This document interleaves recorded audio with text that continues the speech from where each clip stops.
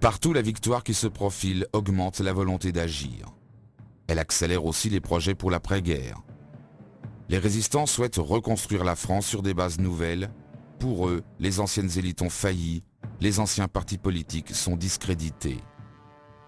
Ils sont nombreux à souhaiter une rupture forte avec l'avant-guerre. Certains souhaitent même une seconde révolution française.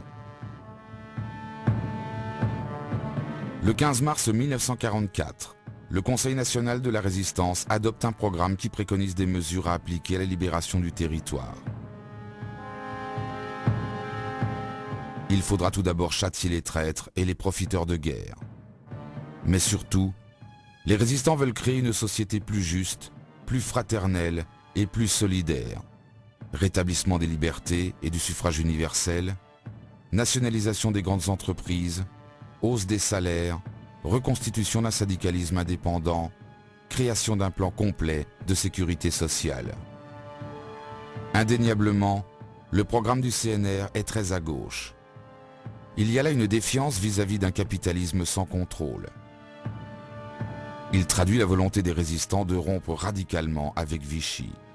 Il exprime également le souhait d'assurer des lendemains plus humains après les années noires de la guerre et de l'occupation.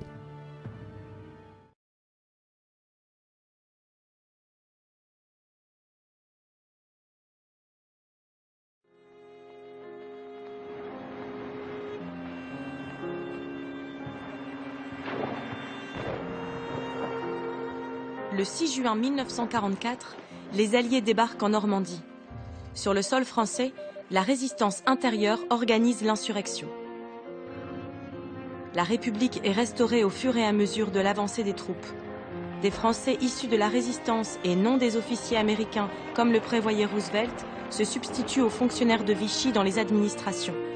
Ceci a été rendu possible grâce au rapport de force gagné par De Gaulle, soutenu politiquement par le CNR face aux Alliés. Quand De Gaulle prend le pouvoir, on savait ce qu'il allait faire. Il allait appliquer, dans toute la mesure du possible, le programme du CNR, ce qui s'est passé. En octobre 1944, les communistes rendent leurs armes et entrent au gouvernement de Gaulle comme tous les autres partis politiques membres du CNR. Ils seront les plus ardents dans l'application du programme, notamment avec la création d'EDF par Marcel Paul ou l'instauration de la sécurité sociale par Ambroise Croizat.